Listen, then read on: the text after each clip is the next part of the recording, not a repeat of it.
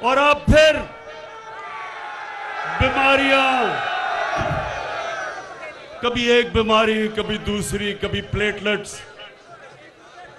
हमें ऐसे लगा कि पता नहीं आज गया तो कल गया। हमने इसको, और मैं आज तस्लीम करता हूं, बड़ी गलती की। इसको हमने इजाजत दे दी बाहर जाने के लिए। तो ये जब पख्तूनख्वा में जाता था तो कहता था इमरान खान किधर है नया पख्तूनख्वा। तो जब 2018 का इलेक्शन हुआ तो पख्तूनख्वा, जो कभी दूसरी बारी किसी को नहीं देता, 2/3 अक्सरियत से तहरीक इंसाफ को उन्होंने वोट दी।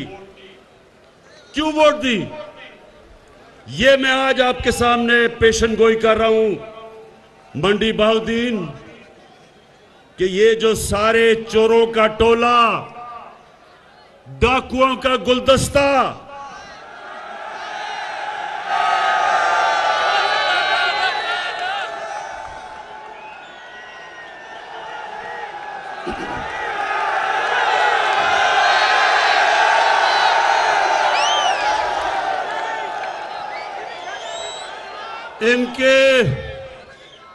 इन डाकुओं के गुलदस्ते में एक, मैं उसको मुलाना नहीं कहूंगा।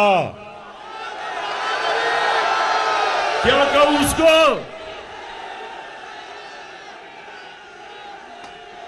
ये क्यों? ये डीजल क्यों सबको इकट्ठा करके हर 3 महीने के बाद कहता है गवर्नमेंट को गिरा दो? इसकी सबसे बड़ी वजह कि 30 सालों के बाद 30 सालों के बाद 30 सालों के बाद पाकिस्तान की असेंबली डीजल के बगैर चल रही है, सोलर पे चल रही है। तो डीजल को एक तो ये मुश्किल पड़ी हुई है कि वो 12वां खिलाड़ी बना हुआ है। दूसरा, वो जानता है कि पख्तूनख्वा में क्या हुआ था। जब तहरीक इंसाफ ने 5 साल पूरे किए तब पख्तूनख्वा के अंदर बामुकाबला सारे सूबों के सबसे तेजी से गुर्बत पख्तूनख्वा में तहरीक इंसाफ के दौर में कम हुई थी। तो ये डरा हुआ है, और ये मैं नहीं कह रहा, ये यूएनडीपी उन्होंने किताब में सर्वे करके बताया है कि 2013 से 2018 में पख्तूनख्वा में सबसे तेजी से गुर्बत कम हुई थी। अमीर गरीब में फासला सबसे कम हुआ था। तो इसलिए मंडी बहाउद्दीन, ये सब डरे हुए हैं। ये चोर, ये डाकू, और डाकू, ये सुन ले जरा बात, ये इमरान खान नहीं कह रहा ये डाकू हैं। 20 साल से एक दूसरे को ये डाकू कह रहे हैं।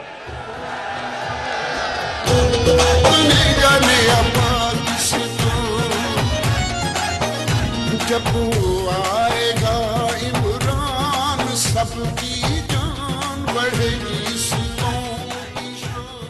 तो एक तरफ फजल रहमान इनको डरा रहा है कि जल्दी जल्दी किसी तरह इसको गिरा दो, नहीं तो 2023 का भी इलेक्शन गया। और दूसरी तरफ एक छोटा मियां है, एक तो बड़ा भगौड़ा मियां है, एक छोटा मियां है। अब छोटे मियां को क्या मसला पड़ गया? मंडी बहाउद्दीन, वो छोटे मियां का एक तो दिल बड़ा कमजोर है, ऊपर से उसको पता चल गया कि मकसूद चपड़ासी के अकाउंट में 300 75 करोड़ रुपया कैसे आ गया? मंडी बहुद्दीन, नौजवानों, आप जानते हैं मकसूद चपरासी कौन है?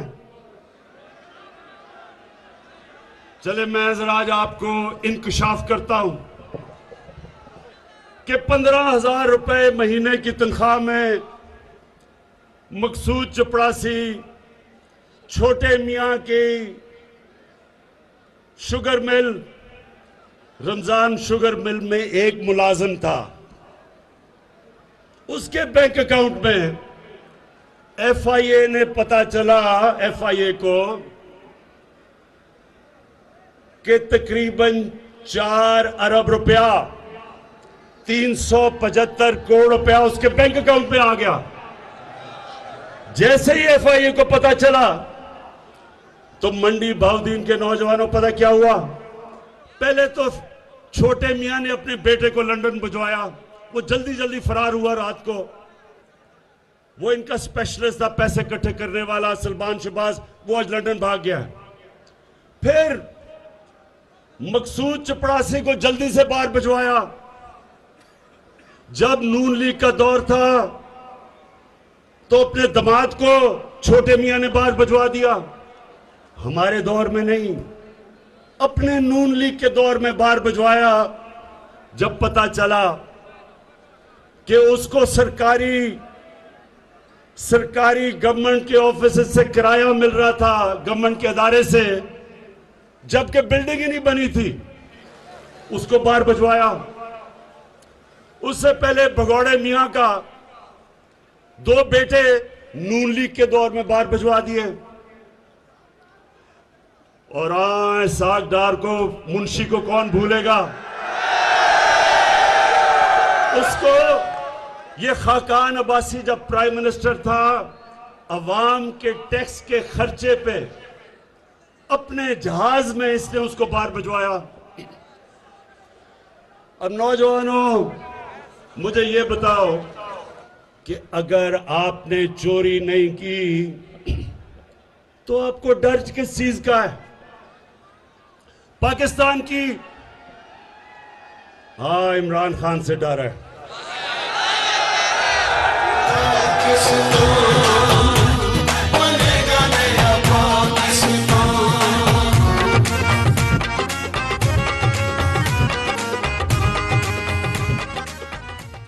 इसलिए डर है कि इमरान खान की कोई कीमत नहीं।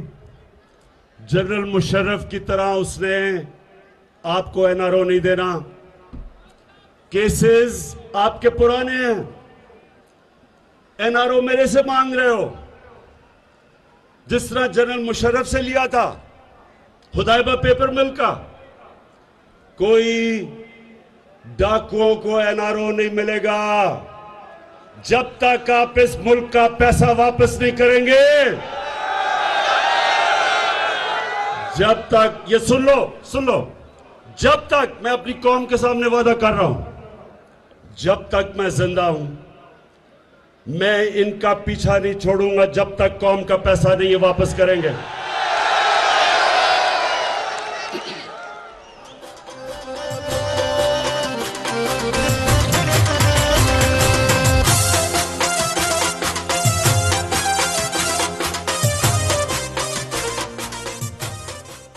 तो मंडी बहुद्दीन, सबसे पहले तो मैं इनसे पूछता हूं कि आज पाकिस्तान की अदालतें आजाद हैं। ये नहीं कि शहबाज शरीफ टेलीफोन करता है कि जस्टिस कयूम 3 साल नहीं 5 साल की सजा दो, ये अब नहीं होता। सुप्रीम कोर्ट के ऊपर डंडे से चीफ जस्टिस के ऊपर अब हमला नहीं कोई करता। हम अदालतों की इज्जत करते हैं। उसको पहले जस्टिस सजाद अली को डंडों से अदालतों से भगाया क्योंकि वो करप्शन का केस सुन रहा था, और फिर ब्रीफ केस चले, कोयटा के बेंच को खरीदा गया, और अब मरियम साहिबा कहती है मेरे पास टेपें हैं। खान जितना दूजियां जमातां फेर बड़ा पिटना हो जितना वही इमरान खान जितना दूजियां जमातां फेर बड़ा पिटना जित जावे साडी तहरीक ये अज मेरा जी करदा ए इमरान खान दे जलसे च अज मेरा नचने कभी नौजवानों कभी आपने सुना कि सियासतदान टेपे रखते हैं और टेपों से ब्लैकमेल करते हैं जजों को। पहले वो अरशद मलिक जज था, उसके ऊपर जी हम टेप हमारे पास है।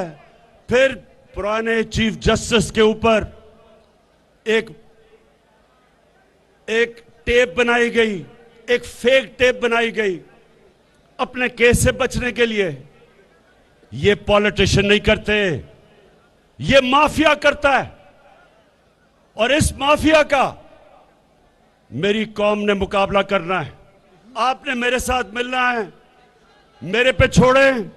मैंने इनका आपको बता दिया, जब तक जिंदा हूं इन चोरों का मैं मुकाबला करूंगा। अच्छा जी, अब ये जल्दी क्या है? अदमे इत्तेमाद वोट के लिए डीजल का तो हमें पता चल गया, जल्दी क्या है? शहबाज शरीफ को मकसूद चपड़ासी की मुश्किल पड़ गई है। उसे पता है कि जब भी ये केस सुना गया तो इससे तो वह बच सकता नहीं है। अगर हर जगह जी मैं बेकसूर हूं, अगर धेले की भी करप्शन साबित हो जाए तो मैं ये कर दूंगा, नाम बदल दूंगा। शहबाज शरीफ, अगर तुम बेकसूर हो, क्यों टाइम लेते हो अदालतों से? कहो डे टू डे हियरिंग करो, हर रोज मेरा केस सुनो। जब मेरे ऊपर आपने सुप्रीम कोर्ट में केस किया था, क्या मैं बाहर भाग गया था? मैंने वहां खड़े होकर सुप्रीम कोर्ट में साबित किया कि मैं सादिक और अमीन हूं। एक एक जो दस्तावेजात सुप्रीम कोर्ट ने मेरे से मांगे मैंने दिए। मैं तो कहीं नहीं भागा, मैंने तो डेटे नहीं ली, मैंने तो बल्कि सुप्रीम कोर्ट को जल्दी केस सुनो। तो शहबाज शरीफ क्यों भाग रहे हो? आजाद अदालतें हैं। वो बेटे क्यों बाहर भगवाया हुआ है? वो भगौड़े मियां के दो बेटे क्यों बाहर भागे हुए हैं? और मरियम बीबी, आप भी ये सिर्फ बता दें कि 80 करोड़ रुपया आपका चौधरी शुगर मिल में आपके पास जिस आदमी से, वो दुबई के आदमी से कहा भेजा, उसने कहा मैंने कोई पैसा नहीं भेजा। इसका मतलब कि वो भी डरी हुई हैं केस से, वो भी डरा रही हैं जजेस को। तो अदमे एतमाद ये इसलिए चाहते हैं कि जल्दी जल्दी ये हुकूमत जाए और हम फिर से किसी तरह बचे जिस तरह मुशर्रफ के दौर में बचे थे। तो शरीफ खानदान, मेरा आज पैगाम है आपको, आप जो भी करेंगे हम हर चीज के लिए तैयार हैं। जो भी आपका प्लान है, कप्तान उस प्लान के लिए तैयार बैठा है।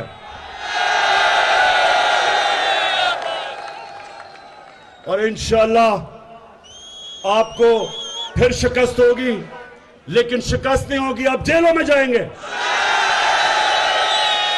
ये कहते हैं कि बहुत महंगाई हो गई, महंगाई हुई है। मेरे पाकिस्तानियों, इस पे कोई शक नहीं कि महंगाई है।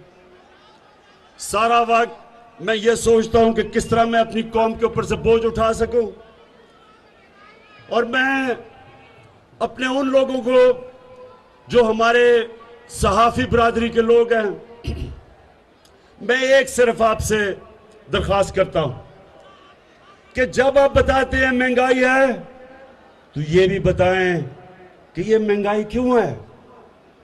महंगाई की वजह कोरोना के बाद जो सारी दुनिया में सप्लाई सप्लाई लाइंस यानी कि जो चीजें पहुंच रही थी कोरोना की वजह से बंद हो गई और उसकी वजह से चीजों की कमी हुई, चीजें महंगी हो गई। आज पेट्रोल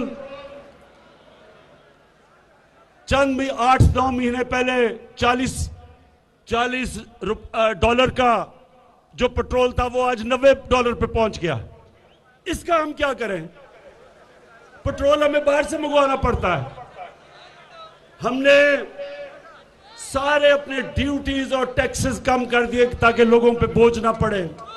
हर महीना हुकूमत को टैक्स कम करने का, ड्यूटीज कम करने का 70 अरब रुपए का नुकसान होता है, लेकिन हम क्योंकि लोगों पे बोझ ना पड़े हमने उसको कम कर दिया है। हम नुकसान ले रहे हैं और इंशाल्लाह अभी और भी आपको चीजें बताएंगे कि कैसे आपके ऊपर बोझ कम कर सकते हैं। दूसरा, जरा ये सुने, पाकिस्तान में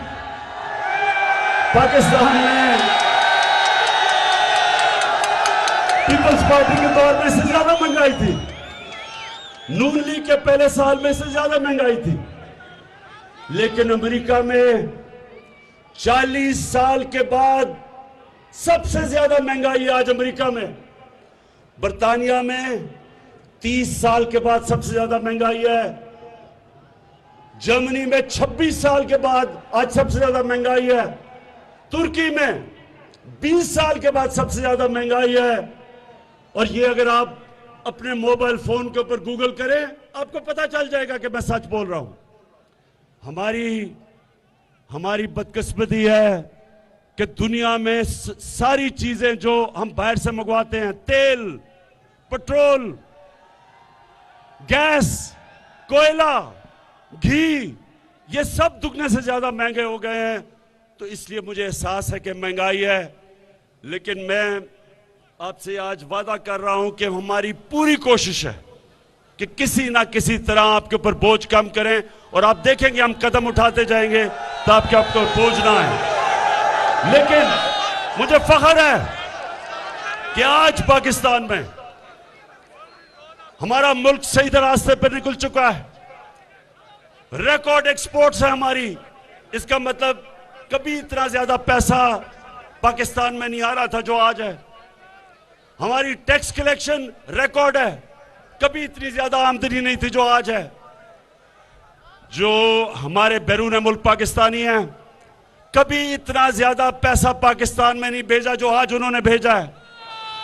और मंडी बहाउद्दीन तो ऐसी जगह है, यहां से बहुत ज्यादा लोग बाहर काम करने गए हुए हैं।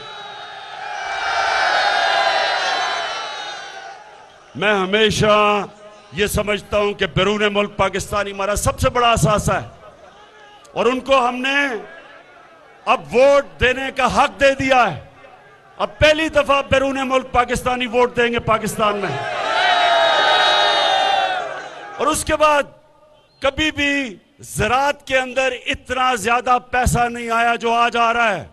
कभी किसान को वो कीमतें नहीं मिली जो अब मिल रही हैं। शुगर, जब शुगर मिल के बाहर किसान खड़े होते थे, जिस रेट पे वो गन्ना बेचते थे वो कटौती करते थे, एक साल पैसा नहीं मिलता था। हमारी हुकूमत ने कानून पास करके आज जो भी किसान गन्ना बेचता है उसको कीमत मिलती है और पैसा मिलता है और साल इंतजार नहीं करना पड़ता। ये वो हुकूमत है जो अपने किसानों के साथ खड़ी है और मुसलसल मदद कर रहे हैं हम अपने किसानों की कि ज्यादा से ज्यादा कीमत हमारे किसानों को मिले। जब किसान खुशहाल होता है मुल्क खुशहाल हो जाता है। उसके अलावा मंडी बहाउद्दीन के लोगों, पहली दफा आपकी पाकिस्तान में एक आजाद फॉरेन पॉलिसी बनी है। इसका क्या मतलब है कि किसी अब दूसरे मुल्क से पाकिस्तान डिक्टेशन नहीं लेता। पिछले दौरों में पाकिस्तान में ड्रोन अटैक होते थे। जो हमारा मुल्क, हमारा एलाई था, वही हमारे मुल्क पे बमबारी करता था और हमारे हुक्मरान चुप करके तमाशा देखते थे। क्यों? क्यों देखते थे? नौजवानों, ये क्यों नहीं बोलते थे जब हमारे मुल्क पे बमबारी होती थी? क्योंकि इनकी दौलत, इनके पैसे, इनकी बिजनेस पाकिस्तान से बाहर पड़ी थी। ये उनके गुलाम थे और गुलाम हैं। अगर मेरे भी पैसे चोरी करके मैं बाहर भेज दूं, आज मैं भी ना बोल सकूं। अब मैं आज भी एक सुपर पावर को यह ना कहूं कि मैं तुम्हें बेच नहीं दूंगा, या ड्रोन अटैक हमारे दौर में क्यों नहीं होते?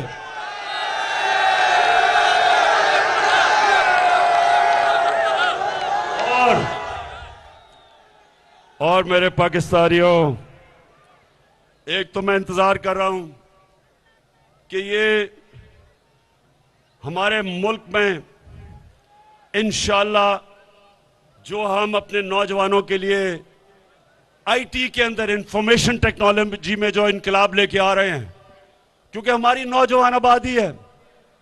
पहली दफा पाकिस्तान में 70% इंफॉर्मेशन टेक्नोलॉजी, आईटी के एक्सपोर्ट्स बढ़ी हैं और इसके ऊपर हम पूरा जोर लगा रहे हैं। नौजवानों, इंशाअल्लाह जो रोजगार इससे मिलेगा। फिर हम 2 प्रोग्राम लेके आ रहे हैं आपके लिए कामयाब पाकिस्तान में। सूद के बगैर कर्जे अपने नौजवानों के लिए लेके आ रहे हैं ताकि खुद अपने लिए नौकरियां ढूंढ सके। और सबसे बड़ी बात, मंडी बहाउद्दीन के लोगों, ये कभी पाकिस्तान की तारीख में नहीं हुआ कि पहली दफा पाकिस्तान में हर खानदान को 10 लाख रुपए की हेल्थ इंश्योरेंस लेके आ रहे हैं। एक गरीब घर में जब एक बीमारी आती है, पैसा होता नहीं लोगों खानदान के पास, कर्जे ले लेते हैं इलाज करवाने के लिए। लोग गुर्बत की लकीर के नीचे चले जाते हैं जब कोई बुरी बीमारी एक गरीब घराने में होती है। लेकिन आपके लिए अब 10 लाख रुपए का हेल्थ कार्ड है। किसी भी अस्पताल में जाके, गवर्नमेंट हॉस्पिटल नहीं, अच्छे से अस्पताल में जाके अपना इलाज करवा सकते हैं 10 लाख रुपए तक। ये पहले क्यों नहीं हुआ? नौजवानों, ये पहले क्यों नहीं हुआ? क्योंकि जब ये 2 बड़े खानदानों को खांसी भी होती थी, ये लंदन चले जाते थे, चेकअप के लिए लंदन चले जाते थे। इनको क्या पता कि यहां लोगों की किन किस्म की मुश्किलों का ही अवाम सामना करता था। तो इंशाअल्लाह ये शुरुआत है। हमने पाकिस्तान को एक फलाई रियासत बनाना है, जिसके लिए यह मुल्क बना था, इस्लामी फलाई रियासत। और उसके सफर में सबसे बड़ा कदम जो हमने उठाया है वो है हेल्थ इंश्योरेंस, सेहत कार्ड का। तो इसका आहिस्ता आहिस्ता आपको पता चलेगा कि अमीर तरीन मुल्कों में भी हर खानदान के पास हेल्थ इंश्योरेंस नहीं, जो इंशाअल्लाह ये मार्च तक सारे पंजाब के अंदर आ जाएगी। इसके लिए भी उस्मान बुज़दार, मैं आपको खराज तहसीन पेश करता हूं। 400 अरब रुपया, कभी किसी ने सोचा भी नहीं कि 400 अरब रुपया आपने मुख्तस किया है अपनी सारी अवाम को हेल्थ इंश्योरेंस देने का, हर खानदान को। इसका तो आपको अल्लाह भी सवाब देगा। और आखिर में अपने पाकिस्तानियों को मैं अपनी आखिर में ये बात करना चाहता हूं, और ये बड़ा गौर से आपने मेरी बात सुननी है।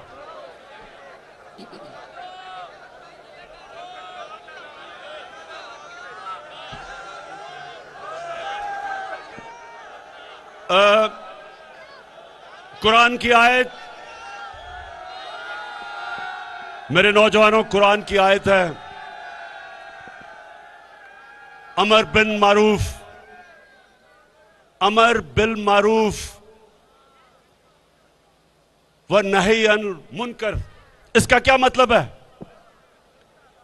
जब मदीना की रियासत बनी तो याद रखें वो 2 असूलों के ऊपर खड़ी हुई। एक था इंसाफ कि नबी सल्लल्लाहु अलैहि वसल्लम ने कहा कि तुम्हारे से पहले बड़ी कौमें बर्बाद हुई, जिधर जब छोटा चोर चोरी करता था तो उसको जेल में डाल देते थे, लेकिन जब बड़ा डाकू चोरी करता था उसको आपका निजाम नहीं पकड़ सकता था, कौम तबाह हो जाती है। तो एक वो उसूल था, इंसाफ के ऊपर एक कौम खड़ी हुई। मदीना की रियासत, उसकी बुनियाद इंसाफ पर रखी गई। और दूसरा, अमर बिल मारूफ। अब ये सुन लें, अल्लाह का हुक्म है कुरान में। अल्लाह ने कहा मैंने तुम्हें सबसे अजीम कौम, मुसलमानों सबसे अजीम कौम दुनिया की इमामत के लिए बनाया। और फिर कहा कि तुम अच्छाई के साथ खड़े होते हो और बदी को खत्म करते हो। यानी कौम जब तक अच्छाई के साथ ना खड़ी हो और बुराई के खिलाफ जहाद ना करे, वो कौम अजीम कौम नहीं बन सकती। अब मैं आपके सामने रखता हूं कि ये देखें कि जिस मुल्क में एक लीडर जो अपने आप को लीडर कहता है, अगर चोरी का पैसा छुपाने के लिए मकसूद चपरासी के पास 4.25 अरब रुपया रखता है और उसको बजाय कौम उसको जेलों में डाले, वो उसके ऊपर उसको लीडर समझती है, उसको तकरीरें करवाती है, वो कौम आगे नहीं बढ़ सकती। मौलाना रूमी ने भी ये कहा कि कौम तब तबाह होती है अच्छे बुरे की तमीज जब खत्म हो जाती है। वो जो भगौड़ा बाहर बैठा हुआ है, कई सहाफियों ने कहा जनाब उसको तकरीर करने का मौका दिया जाए। यानी कोई, मैं उन सहाफियों से पूछता हूं, आप में अच्छे बुरे की तमीज नहीं, अगर उसको तकरीर करने का मौका दिया जाए तो जेलों में जो गरीब चोर फंसे हुए हैं उनको भी बोलने का मौका दिया जाए। अगर बड़े चोर को अब बुरा नहीं कहता माशरा, तो फिर चोरी में बुराई क्या है? क्यों कोई मेहनत करे? आप नौजवान हो, आप जब देखेंगे एक चोर चोरी करता और माशरा उसको नवाजता है, फूल फेंकता है, लीडर बना देता है, तो आप भी सोचते हैं कि हम पागल हैं कि पहले पढ़े 12 साल 15 साल, फिर मेहनत करें सुबह से लेकर शाम तक, और हम हलाल की रोजी जब कमाएं तो हमें तो कोई पूछता नहीं और हम धक्के खाते फिरते हैं। और चोर उस मुल्क में बड़े बड़े ओहदों में पहुंच जाएं और पता भी चल जाए कि जब मकसूद चपरासी के पास अपने चोरी का पैसा आप छुपाते हैं और फिर भी आपको तकरीरें करने का मौका मिलता है, तो कौन मेहनत करेगा? क्यों मेहनत करेगा कोई? इसलिए अल्लाह ने हमें कुरान में कहा है कि अगर माशरे ने उठना है, अच्छे बुरे की तमीज करो। मैंने मगरिब में अपनी 20-30 साल गुजारे हैं। आप अगर उधर चले जाएं, आपको हैरत होगी कि वो माशरे हैं जो अल्लाह के पैगाम पे हमारे से बेहतर चल रहे हैं। याद रखें, अल्लाह रब्बुल आलमीन है, सब इंसानों का खुदा है। हमारे नबी सल्लल्लाहु अलैहि वसल्लम रहमतुल आलमीन है, सब इंसानों के लिए रहमत बन के आए थे। मतलब ये कि जो भी उनके पैगाम पे चलेगा, अल्लाह की नेमतें उनके ऊपर आएंगी, चाहे वो मुसलमान है या नहीं है। जो उनके हुक्म पे चलेगा वो माशरा खुशहाल होगा। और जो माशरा, बेशक हम अपने आप को मुसलमान कहें, उनके अहकामात पे जब हम नहीं चलेंगे तो उस माशरे के ऊपर अल्लाह की बरकतें नहीं आएंगी। इसलिए मैं मेरी इन चोरों के साथ जाती दुश्मनी नहीं है, लेकिन मैं अपने मुल्क को एक अजीम मुल्क बन के देखना चाहता हूं, इसलिए मैं इनका मुकाबला कर रहा हूं। मैं फिर से मंडी बहाउद्दीन आपका दिल से शुक्रिया अदा करता हूं। मैं अपने MNAs, MPs सबका शुक्रिया अदा करता हूं और इस शानदार जलसे का मैं इसलिए आपका शुक्रिया अदा करता हूं कि आपने हमेशा, मैं पहले भी आया था इलेक्शन से पहले, हमेशा आप मेरी हौसला अफजाई करते हैं। आपका बहुत बहुत शुक्रिया। पाकिस्तान जिंदाबाद।